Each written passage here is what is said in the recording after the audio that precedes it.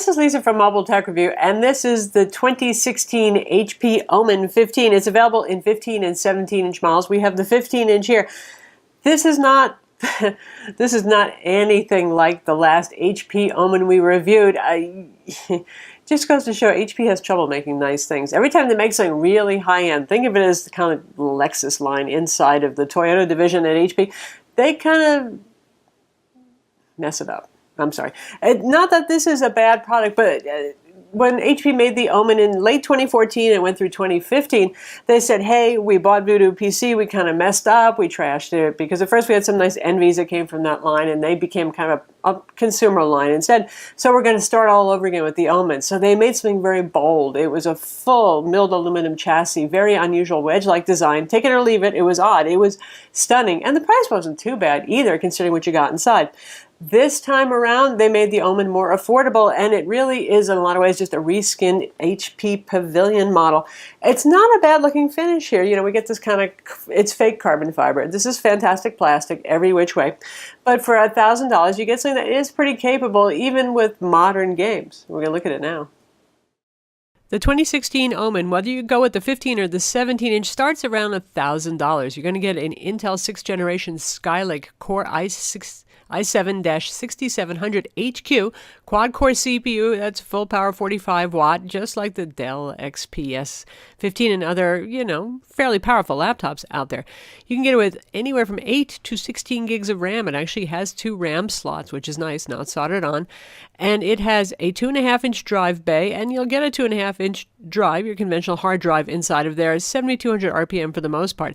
If you wanted a boot SSD, that's optional. That'll cost you a little bit more, but our $1,030 machine has a 128 gig SSD SATA interface and a 1 terabyte hard drive inside. Not a bad configuration. Yeah, it'd be hard to exceed $1,500 if you went to town maxing everything out. Graphics starts with the NVIDIA GTX 950M, but I think most people are going to be looking at the 960M, which is a little bit, you know, a little higher end. It gives you a definite boost in gaming. And there is a 965M, which is the second generation NVIDIA Maxwell card for those of you who are geeky enough to be into that. Well, here's the mostly good news. Compared to the last year's HP Omen, that might have been a beautiful and well-made laptop, but all the ports were on the back edge, which is not really very convenient. So we're back to kind of a normal configuration here, and Ethernet is built in this time. No dongle adapter required. It's your usual kind of drop-down RJ45 connector. Full-size HDMI. We have a USB port right over there as well. That's where you plug in the power, usual cylinder kind of power plug, and SD card slot. And on the other side, we have a USB 2.0 port. Why are they still doing that? I don't know. And a USB 3 port. So that's a total of 2 USB 3 ports, 1 USB 2.0 port. No USB-C, no Thunderbolt. But, you know, the competing gaming laptops around $1,000 to a little bit above don't always have that either, so it's hard to really pick on HP too much. This is budget gamer, not high-end gamer. There's a reason why the Alienware 15 costs more, the Razer Blade, you know, those higher-end ones, the Asus ROGs. And we have your usual combo headphone jack right here. So that's it for the ports. Not a super-duper lot. This is not going to be your desktop replacement with everything in the world. We've lost the mini display port that we had on the last generation of Omen here as well. So for those of you who want to drive really high resolution monitors at high frame rates, well, you know, you're going to have to make do with HDMI, which is pretty good for 1080p up to 2K at 60 hertz, and after that you're going to generally get 30 hertz for a refresh rate, which for gaming, you know, 60 is better. Now taking a look at the bottom here, the ventilation on this is excellent. The thing just does not get hot. You'll hear the fans coming on if you're playing games or you're running benchmarks like we do for extended periods of time, but not super duper loud. And the heat is vented out towards the back, so you won't feel it. And in fact, in the winter, put your coffee cup right there and you'll keep it warm. Now, about 112 degrees Fahrenheit is the hottest temperatures we got out of these back vents, and it is summer now, so it's not like ambient temperatures are that low here. And the bottom stays below human body temperature. That's quite an achievement for a gaming laptop, and the fact that it's 1 inch thick, about 24 millimeters, that helps because it's not like it's a super thin aluminum chassis that's going to dissipate heat against your legs. And here there's just more ventilation, and this is primarily intake. Now, on the bottom, we got a bunch of Phillips head screws that hold the cover on. This is the most annoying cover ever to take off. There's no screws hidden underneath these strips or anything like that. And that little blank right there, that's not rubber. I was afraid that that was going to be so impossible to remove screw cover. But they have really designed this in a kind of a cheap plastic unibody way. So what I mean here is the lid, the bottom cover, actually wraps around. And if you look and see this seam right here, it's sort of like a plastic bowl that the laptop sits in, the laptop guts. The keyboard right here, you're kind of prying the keyboard out and away from it. And inside there is some plastic clasps around the center that kind of lock together like this. I couldn't find a way to get this bottom off without risking cracking something. So we have to return our review units unbroken.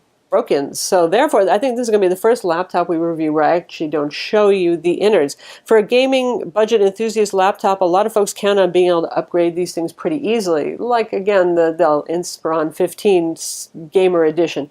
This one is just not fun to open. If you do open it up, though, the good news is inside here you have 2 RAM slots. RAM is not soldered on board, unlike the old Omen.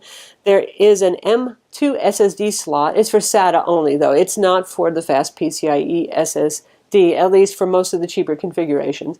And there's a 2.5-inch drive bay, too. So most of these come with a little quick boot SSD and a hard drive for actually storing your media files and your games and that sort of thing. So that's the good news. And the wireless card is socketed, too. The bad news is HP went with the last generation Intel Wi-Fi card, the 7265 AC, not the 8220 that's the current generation. It probably saved them, I don't know what, $2 or something.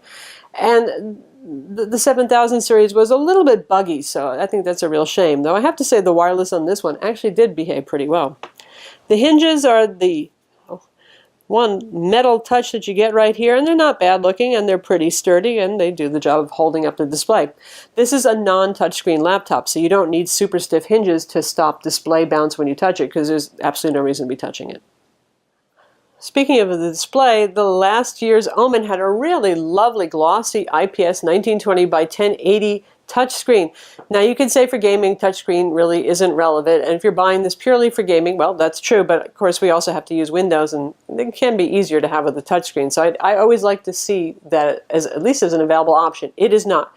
You can either get this 1080p model here, or you can get it with a 4K model, which apparently has similar brightness and slightly better color gamut. Color gamut on this is not particularly good, and its competitors, well, the same has been true of its competitors in this price range, so what can we say? We can't pick on them for that.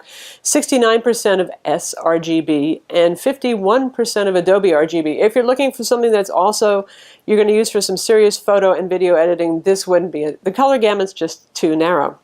Brightness is not real great either, 212 nits of brightness, and I turned off all power management for the display to avoid any panel self-refresh flashing, because otherwise the camera was picking it up on this. So if you're bothered by backlight refresh, turn off the Intel power savings on this to get rid of that, you know what I mean, rolling effect that some people can see, but usually just cameras can see it.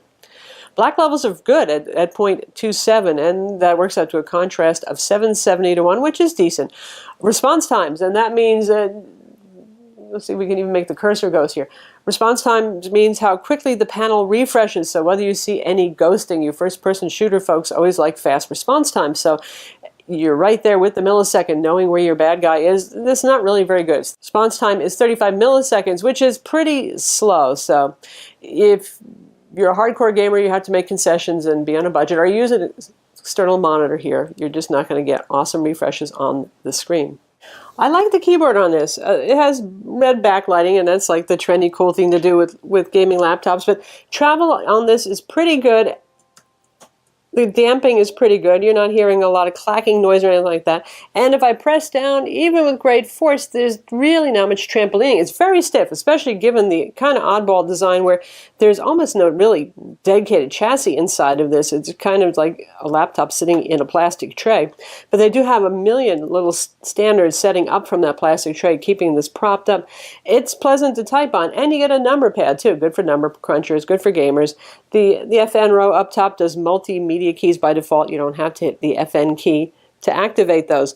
Now, what I'm not too thrilled at is the Gee, Boy Racer stylized gaming font here. I know that, they probably thought it looks cool. Here's your A, which turns into really what looks like a caret. It just kind of messes with your mind. It's a little bit harder to read. The @ sign is very squared off and stylized. It's not the end of the world, but I do like my keyboard to be a little bit more readable, and they've certainly very much accented the directional idea for the number pad there. Yeah, I don't know. But overall, it's actually a fine keyboard to type on, and that's what counts. The trackpad, not so much. Not really loving and feeling the trackpad. It's big, certainly, and it has a pretty nice texture to it, but it is a buttonless trackpad. Listen. And see how you can you see the flexing of the deck here? The entire deck is moving around with it. That's not so cool there. And it's loud and it's a little bit numb. That is, sometimes if you're doing the tap to click, it doesn't get it, so you start doing that and it starts to sound all cheap and plasticky. It's not as bad, honestly, as some of MSI's trackpads from a few years ago, which were almost downright dangerous in terms of what you could do with the file system without intending to. But this is not really a great trackpad. Well, so how about gaming? You can hear the audio. It can get quite loud. It's funny, if you're just using Windows apps, it's not that good. In fact, I'm going to turn it down now because it's so loud. So in-game audio, particularly dialogue and shooting, it sounds pretty darn good. And we have the settings on high right now, so...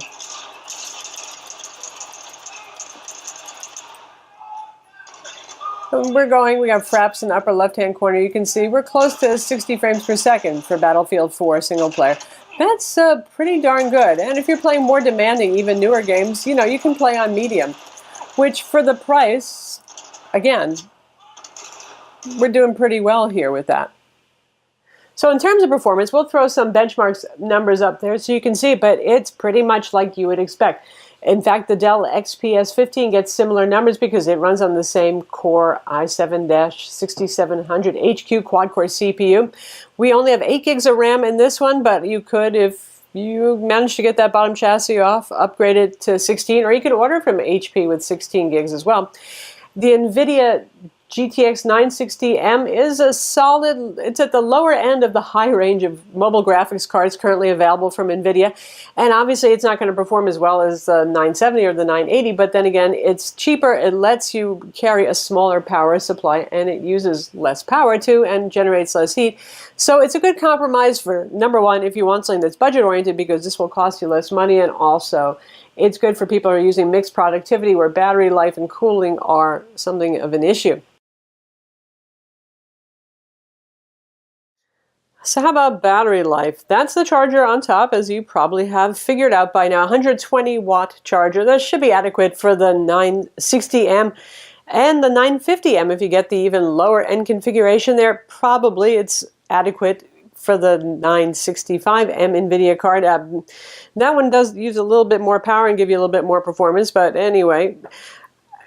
Inside, same battery as from the 15.6-inch HP Pavilion. Gee, not a surprise there. It's a 3-cell, 61.5 watt-hour battery. That's a decent capacity battery.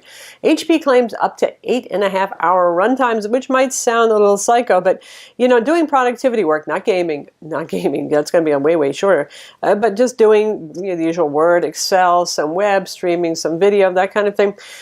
Using Edge, MS Edge for the web browser rather than Chrome, because Chrome does use a lot more power. We managed about 6.5 hours actually. So for this class of laptop with this much power, a quad-core CPU, that's actually not bad, and it certainly holds up well against the competition from Dell and Lenovo. Now, if you get the 17-inch model, you get a 6-cell, 62 watt-hour battery. So it's more cells, but really about the same capacity. Same chargers included as well. So battery life there should be pretty close to similar. You are driving a bigger panel there, so it might bring things down just a little bit, but probably not a whole lot. If you do go for the 4K display, though, I would expect shorter runtimes. Typically, that does use more power. So that's the HP Omen 15, again, available as a 17-inch as well, if you like. And, in its favor, it is relatively light among laptops with this kind of configuration. And the price is pretty affordable. It's a lot cheaper, say, than the Dell XPS 15, similarly configured. And in some ways, in terms of specs, it competes with the XPS 15, but not in any other way. But the competition from Lenovo with the Y700 series and Dell's Inspiron 15 7559 Gamer that we reviewed you get more for your money there, and that's hard. And even in HP's line, if you can forego the fake carbon fiber exterior and the red keyboard backlighting instead of white, you can get the same thing in a high-end HP Pavilion 15.6-inch for a bit less money too. So it's admirable that HP tried to bring us something more affordable. I don't think they should have used the Omen name because they're just confusing people with expectations there, but they should have either gone even more affordable and drop the price a bit to make it more competitive with the competition, or they should have stuck with the high end. But in that in-between kind of world where some of you, I know you like HP, there are some people who love Dell, they love HP, they love Lenovo, whatever, and you want a budget gamer, this will do the job. It's cool running. It's not going to burn you. It doesn't get too loud. The build quality and materials, yeah, but gaming laptops around $1,000, sadly, often they don't have the best build.